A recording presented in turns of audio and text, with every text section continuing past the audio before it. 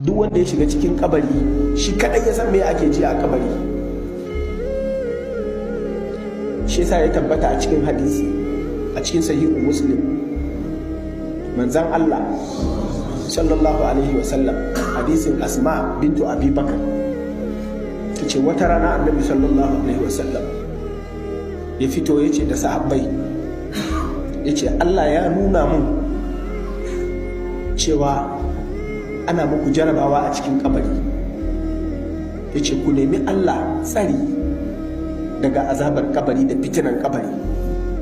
tace fa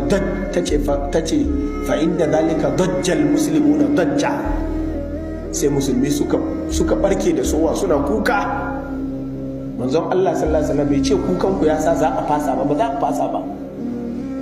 Ya ce wallahi akwai fitina, an nuna mun cewa ku al'ummata za ku sha fitina, za ku sha jaraba, za ku ga jarabawa in an shiga kabari. Ai ba shiga kabarin bane, me zai faru a cikin kabarin?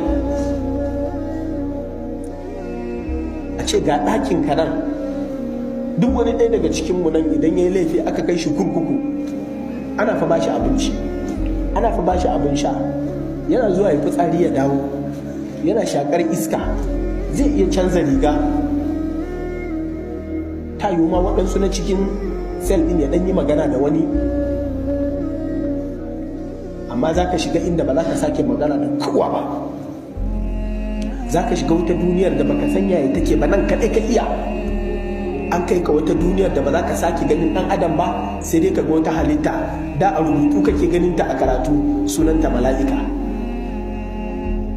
Kuma mala'ikan in ya so ba hira zai maka ba, sha zai tashi in maka jarabawa.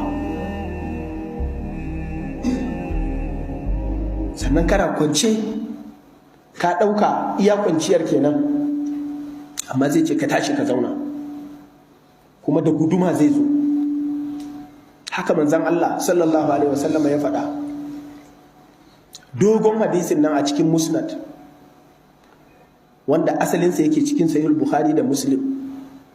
Dogon hadisin Al-Bara ibn Azib, waɗanda suke cikin sahihain daga Anas dan Malik. Annabi sallallahu alaihi wasallam ya ce idan sun zo zuwa da gudumarsu za su zo. Mala'ika guda biyu, aswadani azraqa, ga su baki, halittarsu duk jikinsu baki kirin, idan dunansu kuma shudi, bulu kenan, kamar an dama bula, shine idonsu. Aswadani azraqa, yuqalu li ahadihima al-munkar, ɗayansu sunansa munkar, walil akhari nakir, ɗayan sunansa nakir. Fa yuqidanihi, sai su ce tashi ka zauna. Tambayar da za su maka guda uku, kuma a ce maka dole sai ka ci 30/30, ko guda ɗaya ka faɗi sai ka faɗi sauran, sai ka ci duka. Kaga irin wannan examinan kaɗai a idonka, a ce ga siffarsa shi zai maka jarabawa, kuma ku biyu kaɗai a ɗakin. Hai kai kasan wannan akwai fitina.